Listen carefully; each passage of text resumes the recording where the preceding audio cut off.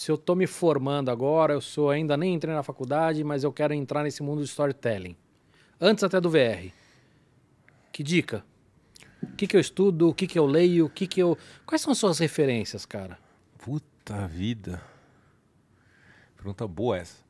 Ou não. Não, é muito boa. Cara, eu sempre gostei de cruzar áreas, né? Porque como a gente sempre faz coisa que tem a ver com inovação, você nunca tem uma bibliografia pronta sobre aquilo, né? Sim. Então, por exemplo, eu sempre vi muito filme. Agora eu vejo menos, mas assim, até entrar na árvore, assim, eu via tudo que estava saindo. Eu gostava do cinema e depois que eu fui trabalhar com VR, eu nunca vi filme em casa, sempre vi filme na sala de cinema. A sala de cinema é o primeiro óculos de VR, né? De todos, na verdade. Ele só é com uma tela um pouquinho maior e o headset também, você cabe inteiro lá dentro. Mas eu acho que ele é um óculos de VR. Então eu sempre vi muito isso. Quando eu comecei a produzir conteúdo na época do Museu do Amanhã, eu comecei a estudar por outros motivos, mas eu comecei a fazer aula de português toda segunda de manhã, de literatura, com uma senhora velhinha, que era tipo o professor Miyagi. Eu fazia na aula dela, chegava lá, ficava pintando... Você lavava o carro dela? Lavava o carro, pintava a parede, mas das letras, né? Mas com ela, eu estudei muito o surgimento do romance. Tá. Isso que eu ia te perguntar também, mas a hora que eu entrar no VR, eu quero perguntar sobre os arquétipos, o que faz sentido, o que não faz. Mas legal, você falou de cinema, você falou de literatura. Mas todos esses casos, aí eu comecei aí, como que era a formação desses meios de comunicação ou dessas formas de arte, né? Então, no caso, por exemplo, da literatura, foi lá do tipo do Stevenson, do Robinson Crusoe pra frente. Assim, os caras inventaram romance, depois veio a imprensa, romance. Como que isso começou a ser consumido, como isso começou a ser escrito e como se fez uma indústria disso? E como, principalmente com linguagem, como as pessoas começaram a escrever. Antes eram só os padres e os escribas que liam e que as donas de casa começaram a ler. Como que os caras começaram a criar uma linguagem para aquilo ser digerível e absorvido para as pessoas naquela época? Então eu fiz isso. Mas isso, quer dizer, é você assistindo, lendo e tudo mais, e você, numa introspecção sua, tentar entender, uma reflexão, tentar entender. Sim, exatamente. E aí eu acho que você tem que descobrir o que é o teu meio onde você se expressa bem para traduzir como você for fazer storytelling. O meu é escrita. Eu não sei desenhar. Uhum.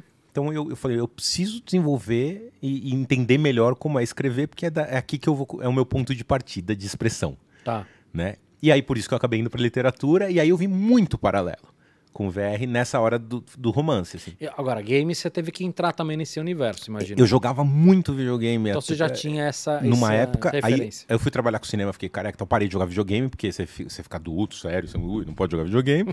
Eu não tive esse... Aí, felizmente, eu fui resgatado no PlayStation 3 com o God of War e o Uncharted e fui voltando. Né? O novo muito bom, você jogou ou não? Não, o do filho. O novo o que tem o filho, o né? último, né? Não, ainda não. Mas faço... É bem bom, cara. Sim. Mas, cara, eu vou te dizer que não é nada de genial e revolucionário, assim, mas filmes, leio livros, jogo jogos, mas tem uma coisa que o Can't Buy, que é então, esse é o tipo de coisa, né? Eu sou meio obcecado por esse negócio que eu tô fazendo, que é VR. Então, assim, todos os conteúdos de todos os festivais que vêm eu assisto. De VR, porque eu acho que é o que tá na ponta de lança de exploração de linguagem. Tem um benchmark do que tá rolando no mundo. Exato. E aí tem os caras que falam sobre isso, escrevem sobre isso e fazem podcast. Então, por exemplo, tem o Can't Buy, que é o maior crítico de VR do mundo hoje. Ele já fez mais de 3.000 entrevistas com criadores do mundo inteiro. Onde eu acho esse cara? O podcast dele chama Voice of VR. Tá.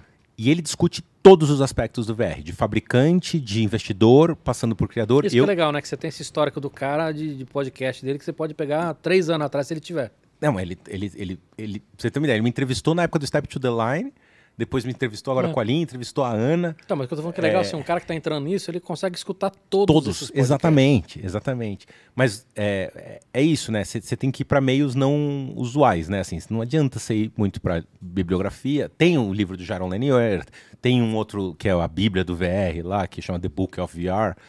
Mas são poucas coisas. Eu acho que para VR especificamente, você tem que consumir coisa no óculos, porque você precisa sentir nos ossos o que é usar aquilo. Então ele vai ter que comprar um.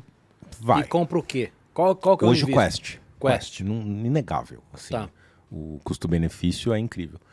Mas eu acho que assim, por exemplo, se eu fosse jovem hoje, assim como eu fui aprender a fazer internet naquela época, eu ia aprender Unity de cara. Unity é... Porque ele te dá uma liberdade para você prototipar a ideia e fazer pelo menos um rascunho do que você está pensando, que é muito absurda, né? Assim, ele é muito plástico e ele é um agregador, é fácil mexer nele. Eu não consigo ainda, eu já fiz aula umas 25 vezes, né? E aí eu começo, entendo como funciona, mas aí paro de fazer, volto a fazer. Não dá, assim, Tem que cara. usar no dia a dia, né? Por exemplo, eu mexo nos programas de 3D e toda vez que eu vou mexer eu tenho que reaprender, cara. Não dá pra você decorar, você usa pouco. Eu uso lá, faço uma peça. Eu consigo, aí, mas eu não sou fluente, né? Mas eu acho que porque é isso, você consegue fazer já coisas muito legais com o computador na tua casa, né? Total. Então, eu iria meio pra esse lado, assim.